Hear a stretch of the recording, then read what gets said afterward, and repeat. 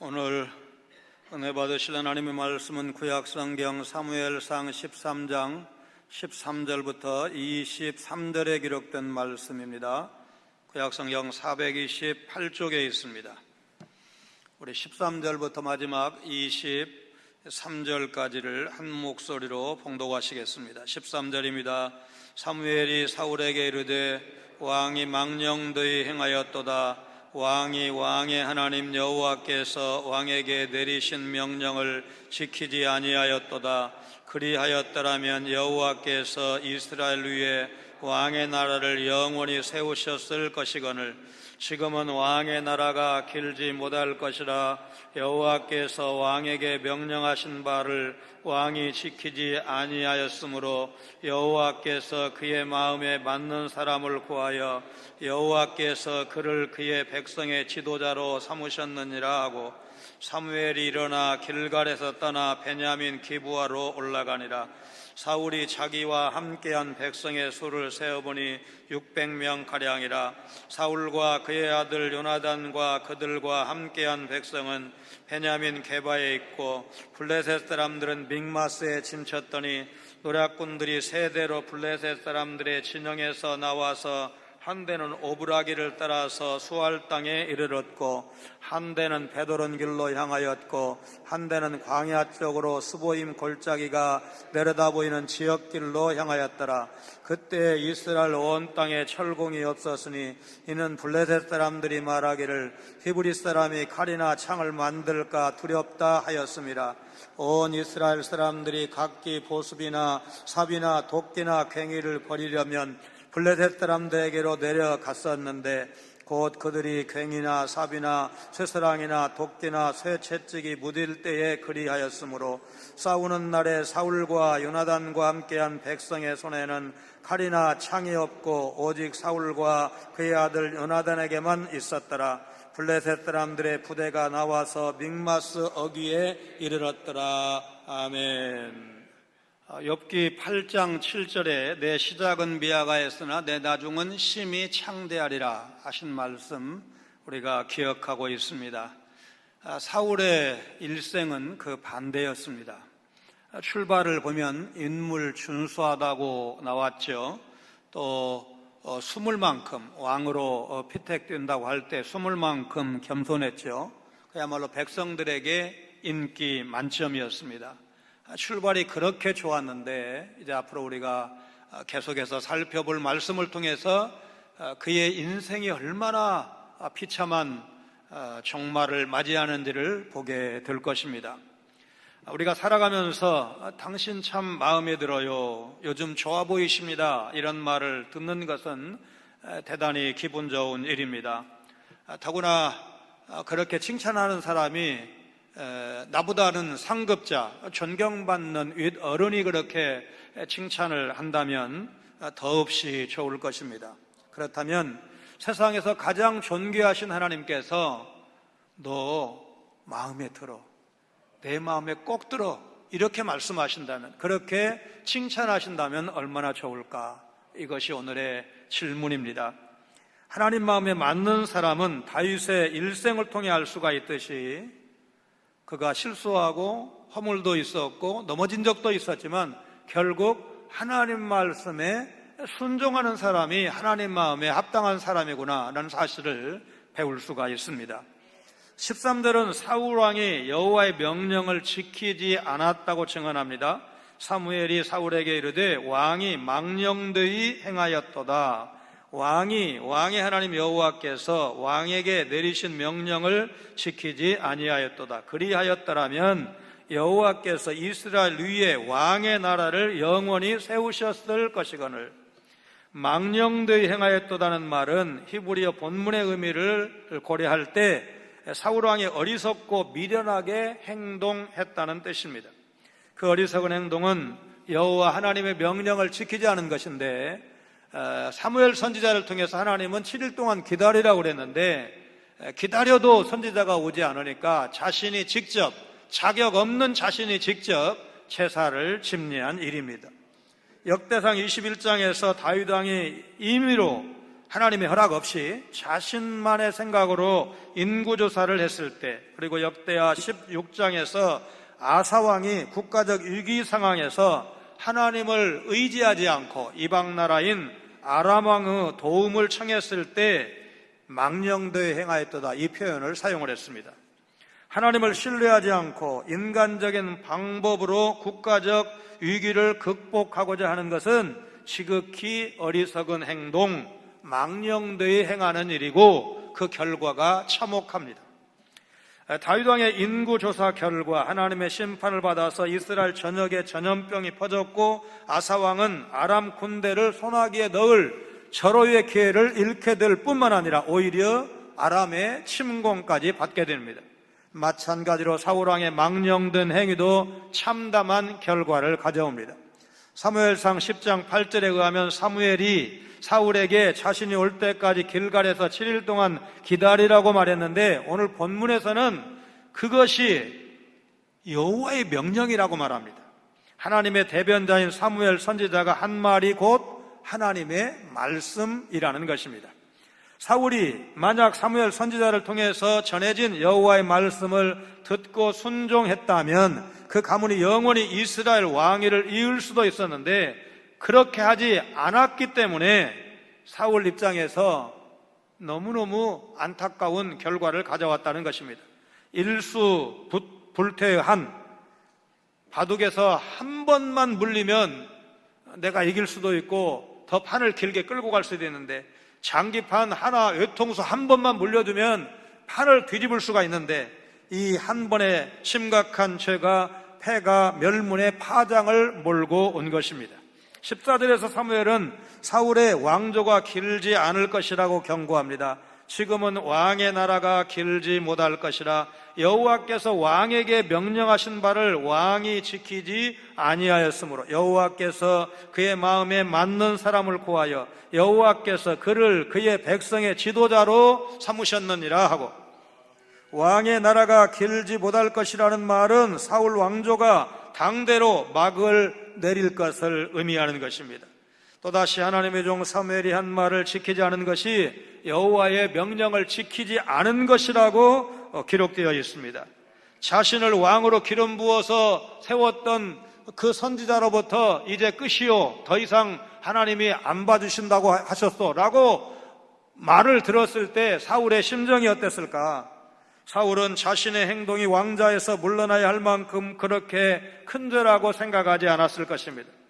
우리는 사울 왕이 이 말을 듣고도 이제 이게 1년 뒤에 즉위 1년 후에 있었으니까 그의 재위기간 40년을 고려하면 앞으로 39년을 더 왕의 자리에 있었다는 것에 주목할 필요가 있습니다.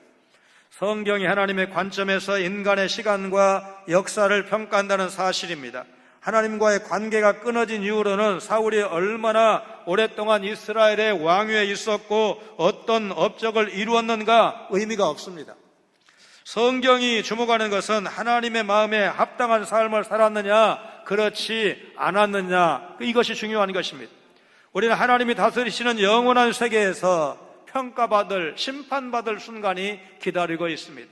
그분 앞에 섰을 때 잘했다, 수고했다, 내 사랑하는 종아, 너는 작은 일에 충성하였지만 나는 크고 좋은 것으로 너에게 갚으리라. 그 순간도 있고 악하고 게으른 종아, 책망을 받을 수도 있는 것입니다. 여호와께서는 이제 자신의 마음에 맞는 다른 사람을 찾아서 지도자로 삼으시겠다고 선지자를 통해서 말씀하십니다. 우리가 그 대답을 알고 있는데 그 사람은 바로 이새의 아들 다윗이었습니다. 사도행전 13장 22절에 내가 이새의 아들 다윗을 만나니 내 마음에 맞는 사람이라. 전에 보던 성경에는 내 마음에 합한 사람이라. 드와이트 무디는 조나단 에드워드와 함께 미국 역사상 가장 위대한 복음 전도자로 평가받고 있습니다. 무디는 4살 때 아버지가 심장병으로 갑자기 돌아가시는 바람에 교육을 제대로 받지 못했습니다. 17살 되던 고향을 떠나서 외삼촌이 있는 보스턴으로 이사하게 됩니다. 무디는 외삼촌이 운영하는 구두가게에서 일을 하게 되는데 외삼촌의 관건에 못 이겨서 매주일 교회에 나갔습니다.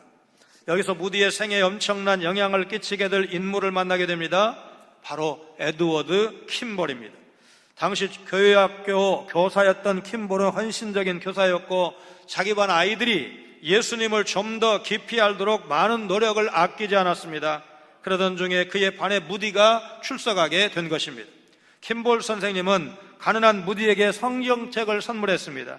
그러나 거의 문맹에 가까웠기 때문에 무디는 킴볼이 요한복음을 공부할 테니까 요한복음을 파라고 했을 때 창세기를 펴들었습니다.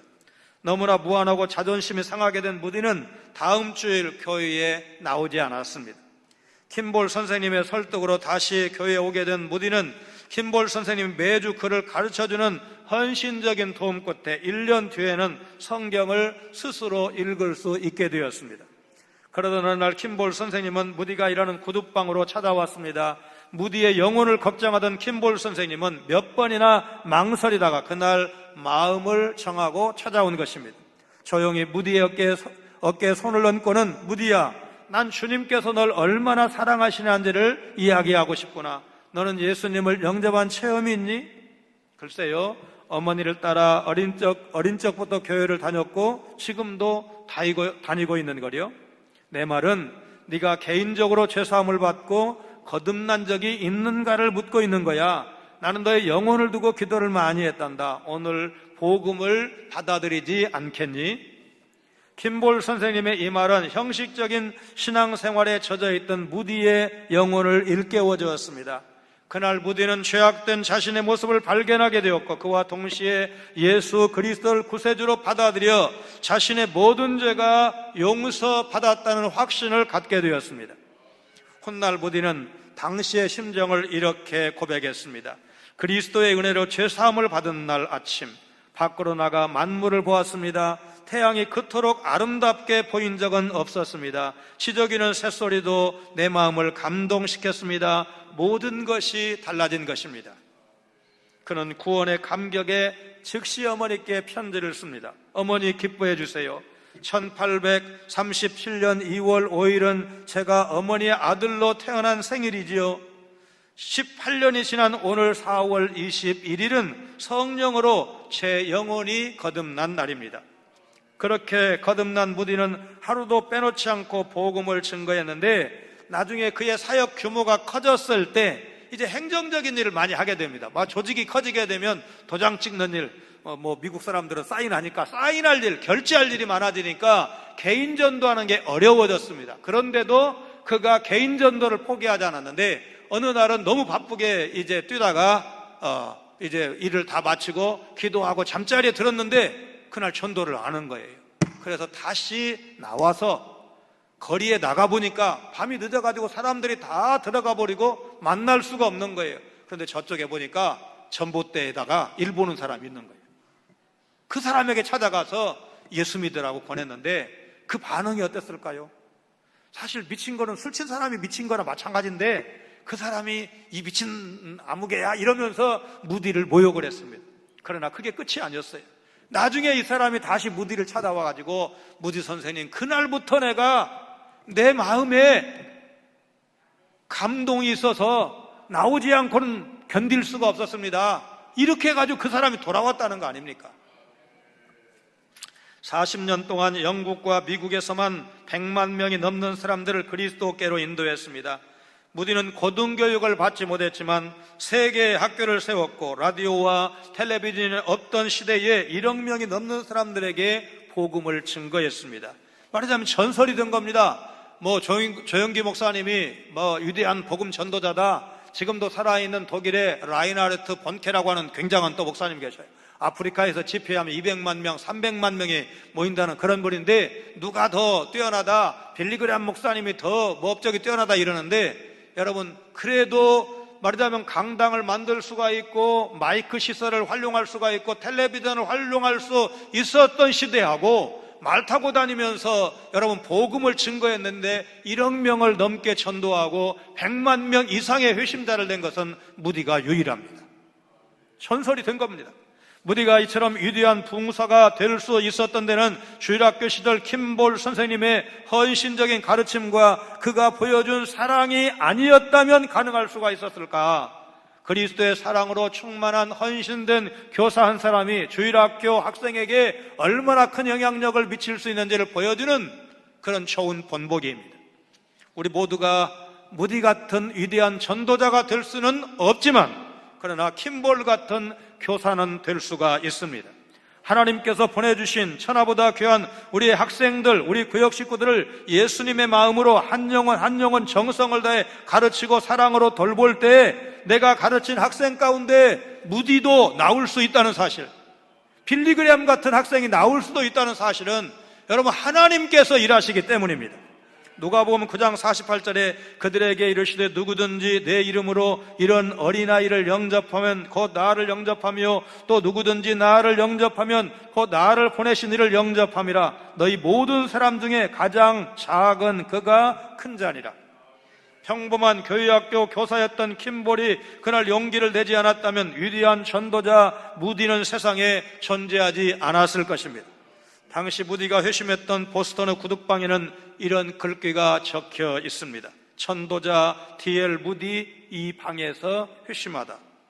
생명을 구하는 기쁨보다 세상에 더 큰 기쁨은 없습니다. 수백 번 수천 번을 이래 도전했다 실패한다 하더라도 하나님께서 나에게 맡기신 그 한 영혼이 무디 같은 위대한 전도자가 될 수도 있다는 사실, 하나님께서 역사하시면 가능하다는 사실을 기억하신다면 우리가 한 영혼을 위해서 기도하는 일을 쉴 수가 없고 복음 들고 나가는 일을 우리가 마다할 수가 없는 것입니다. 사울은 막강한 블레셋의 군사력을 고려할 때 너무나 상황이 다급하다고 해서 하나님의 명령을 지키지 않았고 그것이 하나님 마음에 맞지 않았습니다. 그래서 왕의 자리에서 물러나야 했습니다. 사울의 아들 요나단이 얼마나 좋은 사람입니까? 우리가 성경의 대표적인 우정을 말할 때 요나단과 다윗을 말하지 않습니까? 그래서 복음성가 가수 중에 다윗과 요나단도 있잖아요. 그럴 정도로 이 두 사람이 굉장한 우정을 자랑하는 사람들인데 여러분 그렇게 훌륭한 사람 왕 되어야 되잖아요. 그런데 아버지의 실수로 요나단이 왕위를 이어받을 수 없게 된 것입니다. 반대로 하나님 마음에 맞는 사람은 하나님 명령에 순종하기 때문에 하나님께 쓰임을 받습니다. 사실은 사울 왕도 왕으로 등극하기 전에는 자기 자신을 가장 미약한 자로 고백하는 겸손을 보였는데 지금 그 모습이 보이지 않습니다. 무엇 때문에 달라졌을까? 사울은 블레셋의 위협을 받으며 기도하면서 차분하게 하나님의 뜻을 기다리지 못하고 스스로 블레셋과 싸워 이겨보겠다면서 하나님의 명령을 거역한 것입니다. 상황이 어려워지자 하나님의 명령보다 자신의 생각, 자신의 의지, 자신의 판단이 더 중요했던 것입니다. 15절입니다. 사무엘이 일어나 길갈에서 떠나 베냐민 기브아로 올라가니라. 사울이 자기와 함께한 백성의 수를 세어보니 600명 가량이라. 예고했던 제사를 집전하고 사울이 행할 바를 가르치기 위해서 길갈에 왔던 사무엘 선지자는 제사를 드리지도 못하고 블레셋의 침략에 대항해서 사울과 이스라엘 군대가 해야 할 일을 말해주지도 않은 채 길갈을 떠나 기브아로 올라갑니다. 사울과 함께 길갈에 남아있는 이스라엘 군사 수는 600명에 불과했습니다. 2절에 3,000명의 군사에다가 3절, 4절 말씀을 감안하면 더 보강되어서 인원이 많아졌어야 하는데 결국 남은 군사가 600명에 불과하다는 것은 많은 이스라엘 군사들이 이 블레셋의 대규모 병력과 첨단 장비를 보고 두려운 나머지 뿔뿔이 흩어진 사실을 말해주는 것입니다. 객관적으로 볼 때 600명 규모로 대규모의 블레셋 병력과 첨단 무기를 물리친다는 것은 중과부적입니다. 상대가 안 되는 것이 맞습니다. 그러나 이스라엘의 역사 가운데 사사 기드온이 300명의 용사로 미디안의 대규모 병력과 싸워서 승리한 사실을 하나님이 함께 하시면 미디안은 기드온은 300용사인데 우리는 600명이다. 하나님이 함께 하시면 우리도 이길 수 있다. 이렇게 믿고 하나님 앞에 엎드렸어야 되는데 사울 왕이 그렇게 하지 않았던 것입니다. 16절 길갈에 있던 사울과 이스라엘은 길갈을 떠나서 게바로 가서 친을 칩니다. 사울과 그의 아들 요나단과 그들과 함께한 백성은 베냐민 게바에 있고 블레셋 사람들은 믹마스에 진쳤더니 게바는 블레셋의 수비대가 있던 곳으로 요나단이 공격했던 것이기도 합니다. 길갈을 떠나 게바로 이동했다는 것이 명시적으로 나와 있지 않지만 사울과 이스라엘 백성이 게바에 있다는 말로 보아서 길갈에서 게바로 옮겼다는 것은 틀림이 없습니다. 블레셋 사람들은 여전히 믹마스에 진을 치고 있습니다. 17절, 18절은 블레셋 군대의 게릴라전을 묘사한 말씀입니다. 노략군들이 세 대로 블레셋 사람들이 진영에서 나와서 한 대는 오브라기를 따라서 수알 땅에 이르렀고, 한 대는 베도른 길로 향하였고, 한 대는 광야 쪽으로 스보임 골짜기가 내려다 보이는 지역길로 향하였더라. 노략군은 게릴라전을 위해서 블레셋이 보낸 1단의 군사들을 말합니다. 세 그룹의 노략군을 세 방향으로 나누어서 이스라엘 진영에 침투시켰습니다. 양약은 입에 쓰고 충어는 귀에 거슬린다고 합니다. 좋은 약은 입에 쓰지만 몸에 이롭고, 충고의 말은 귀에 거슬려도 행함에 이롭다는 뜻입니다. 충어는 결코 듣기 좋은 말은 아닙니다. 그러나 그것은 우리에게 가장 좋은 약이 되고 도움이 됩니다. 나에게 아첨하는 말, 나를 지켜 세우는 말이 일단 듣기에는 좋습니다. 그러나 우리는 감언이설과 아첨의 말을 하는 사람을 경계해야 됩니다. 특별히 지도자나 윗자리에 앉은 사람은 아첨인지 진정한 칭찬인지를 바로 분간할 줄 알아야 합니다. 나에게 직언하는 사람, 충언하는 사람은 나를 가장 아껴주는 사람입니다.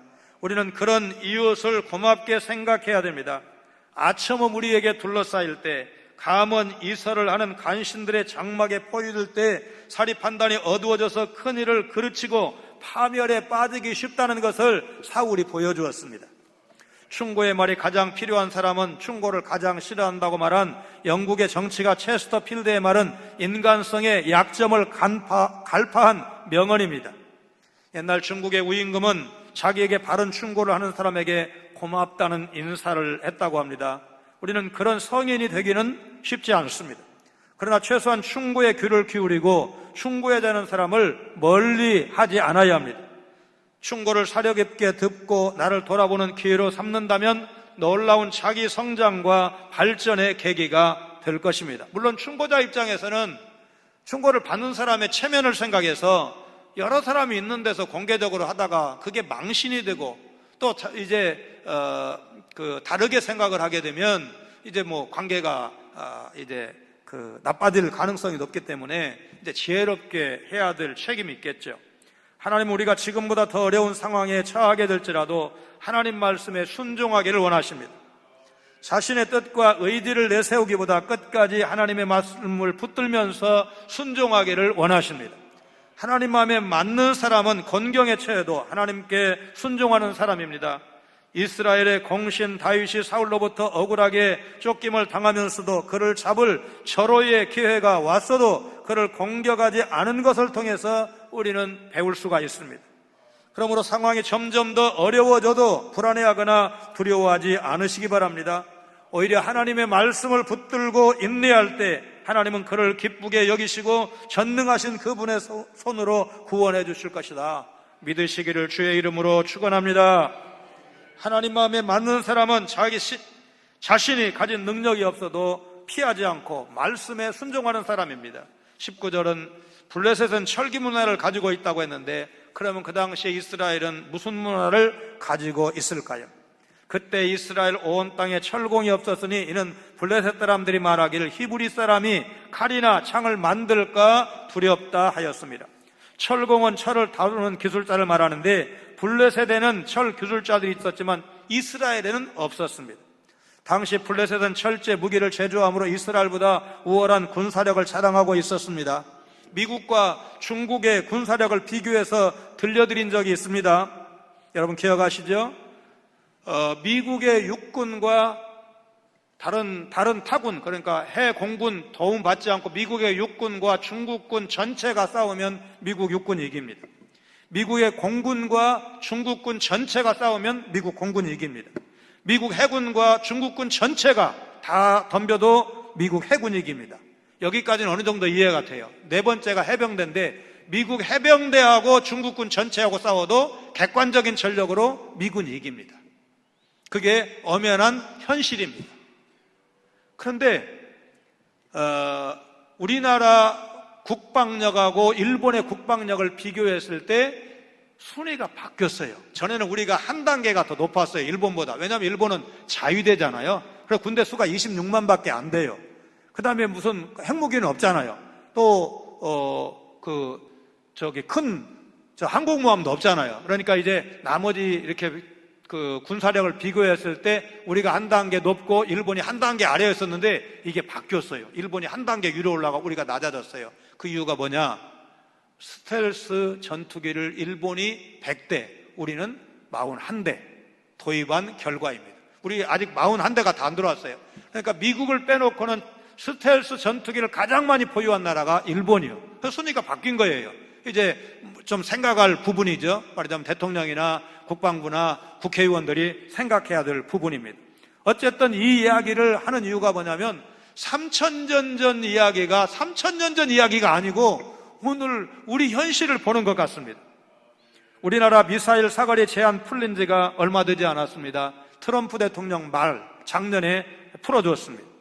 북한이 핵으로 우리를 위협하고 있는데도 우리 자체적으로 핵무기를 개발할 수 없도록 우리 입장에서는 다소 불평등한 협정이 엄연히 지금 발효 중에 있습니다. 이스라엘에서는 왕인 사울과 그 아들 요나단만이 철제 무기를 가지고 있었다는 22절 말씀으로 보아서 블레셋이 철제 무기를 만드는데 아주 엄격하게 이스라엘에게는 넘어가지 않도록 통제했다는 사실을 알 수가 있습니다. 그런데 농기구는 팔아먹었어요. 그러니까 뭐예요? 고급 기술은 넘어가지 않도록 철저하게 보안을 지키고 좀 많이 팔아먹으면 경제적으로 이득이 되는 그런 일들은 했던 것입니다. 히브리 사람이라는 말은 이스라엘 사람과 같은 뜻이지만 강 건너온 사람, 이제 그런 뜻으로 얕잡아보는 호칭이라고 했습니다. 나사렛에서 무슨 선한 것이 나겠느냐? 예수님이 나사렛 출신인데 나시기는 베들레헴에서 났지만 그러나 자라기를 나사렛에서 자라셨기 때문에 나사렛 사람이라 하심을 이루리 하심이라. 예수님이 나사렛 사람인 거예요. 그런데 나사렛에서 예수님이 나셨다고 하니까, 대단한 아주 위대한 납비가 났다고 하니까 그 반응이 뭐였어요? 아니, 나사렛에서 무슨 인물이 나? 나사렛을 얕잡아 보는 거잖아요. 히브리 사람이라는 호칭이 바로 그렇습니다. 이스라엘에는 철공이 없기 때문에 철로 된 농기구가 닳고 망가지기로 하면 어떻게 하는가? 20절입니다. 온 이스라엘 사람들이 각기 보습이나 삽이나 도끼나 괭이를 벼리려면 블레셋 사람들에게로 내려갔었는데 아무리 철이지만 오래 사용하면 낡아집니다. 무디어집니다. 그렇게 되면 이스라엘 사람들이 철제 농기구를 날카롭게 갈기 위해서 철 기술자가 있는 블레셋으로 가야만 했습니다. 블레셋은 해안지대에 인접한 낮은 지역이기 때문에 이스라엘에서 블레셋으로 갈 때는 내려간다, 그런 표현을 사용했습니다. 보습과 삽, 도끼와 괭이는 모두가 농기구이거나 생산을 위한 도구입니다.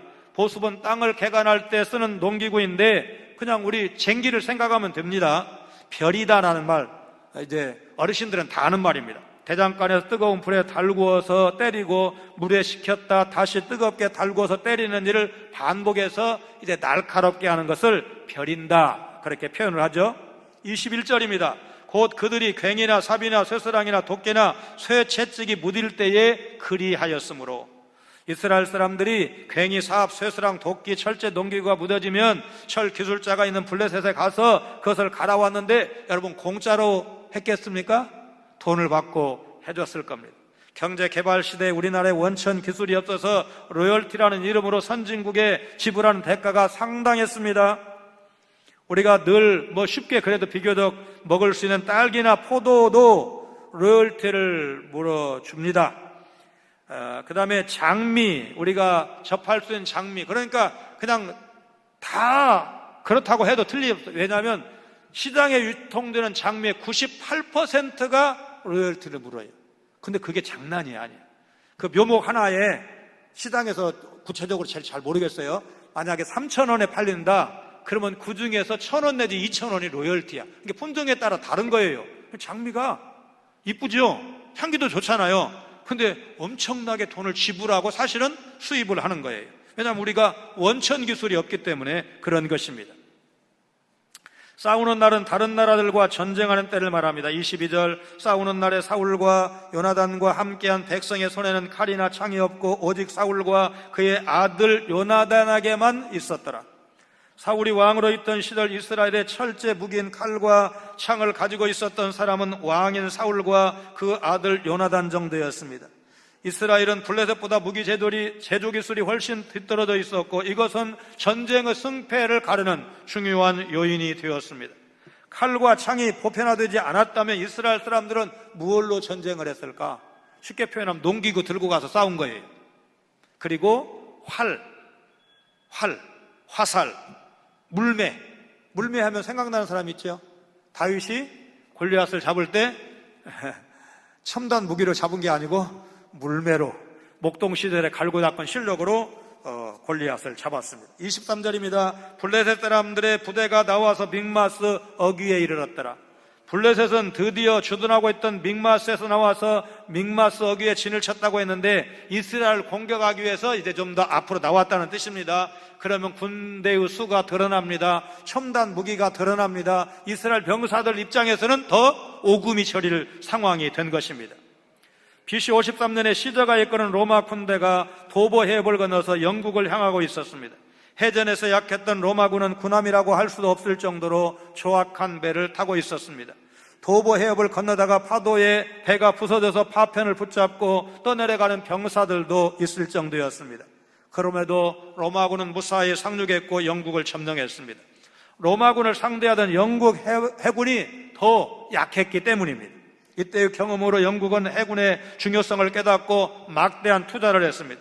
세계를 호령했던 스페인의 무적 함대와 프랑스의 나폴레옹 그리고 세계 대전을 일으킨 독일의 전력은 당대 최강이라 할 수 있었지만 그 어떤 군대도 영국 침공에 성공하지는 못했습니다. 유럽을 정복하고 세계를 호령한다 한들 해군만큼은 영국이 더 강했기 때문입니다. 결국 역사적으로 영국 침공에 성공한 유일한 군대는 가장 형편없는 해군력을 가지고 있던 로마였습니다. 말씀으로 잘 무장되어 있는 그리스도의 제자는 그 어떤 죄의 유혹도 이겨낼 수 있지만 교만으로 빈틈을 보이는 성도는 아주 작은 유혹에도 무너지고 만다는 사실을 사울왕이 보여준 것입니다. 사울의 뼈저린 후회를 생각하시기 바랍니다. 바둑이나 장기로 치면 한수만 물리면 내 인생이 바뀌었을 텐데 그 실수를 되풀이하지 않으시기를 바랍니다. 날마다 말씀을 묵상하고 말씀의 인도를 받아서 말씀대로 믿으면 하나님이 책임져 주시는 것을 체험하시기를 바랍니다. 이스라엘이 가진 무기는 블레셋 군대의 무기에 비하면 상대가 되지 않을 정도로 열악했습니다. 그러나 이 싸움을 피할 수가 없습니다. 이 싸움은 싸워야 되는 싸움입니다. 여러분 그냥 전쟁이니까 안 하는 게 잘하는 거다 이게 아니에요. 여러분 죄와 싸우는 거 포기할 수 있습니까? 사단이 공격하면 우리가 그냥 가만히 나만 움츠리고 가만히 내 몸만 보존하면 됩니까? 여러분 싸움을 걸어오면 싸워서 이겨야 될 싸움이 우리에게는 분명히 있습니다. 시대의 흐름이 그렇습니다. 여러분 교회가 잘못한 것에 대해서는 우리가 좀 겸손해야 됩니다. 그러나 교회가 잘못한 것보다 훨씬 더 과도하게 교회를 압박한다면 여러분 단호하게 싸워야 합니다. 하나님은 우리가 전적으로 하나님을 의지하기를 원하십니다. 우리 자신을 붙들지 않고 하나님께 소망을 두기를 원하십니다. 하나님은 우리의 능력을 보시는 것이 아니라 우리의 믿음과 순종을 보십니다. 여러분 가장 존귀하고 위대하신 하나님의 마음에 드는 인생으로 살아가시기를 바랍니다. 그러기 위해서는 그분을 위해서 많은 일을 하는 것도 중요하지만 그보다 더 중요한 것 순종이 우선이다. 순종하는 일이 우선이다. 여러분 꼭 믿으시기를 바랍니다. 인기 만점의 사울왕도 하나님 앞에 바로 서지 않으면 한순간에 비참한 최후를 맞이할 수밖에 없다는 사실을 마음속 깊이 담으시고 말씀에 순종하는 말씀 중심의 삶을 살아가기를 결단하시는, 그래서 하나님의 말씀이 약속한 은혜를 받고 복을 받고 형통하고 승리하시는 여러분 모두가 되시기를 주님의 이름으로 축원합니다. 거룩하신 하나님, 젊은 시절 하나님의 선택을 받아 이스라엘의 왕위에 앉았어도 그 말씀에 순종하지 않으면 하루아침에 버림받는 사울의 일생을 보면서 오늘 우리 삶을 돌아보기를 원합니다. 일수불퇴의 한이 있다면 이제는 그런 실수 반복하지 않도록 말씀 따라 살아가는 믿음의 사람들, 순종의 사람들 되게 하여 주옵소서. 아무리 상황이 어렵고 자신의 능력이 따라주지 않아도 오직 하나님의 뜻이면 죽으면 죽으리다 각오로 순종할 수 있는 믿음의 사람들 다 되게 하여 주옵소서. 예수님 거룩하신 이름으로 간절히 기도하옵나이다. 아멘.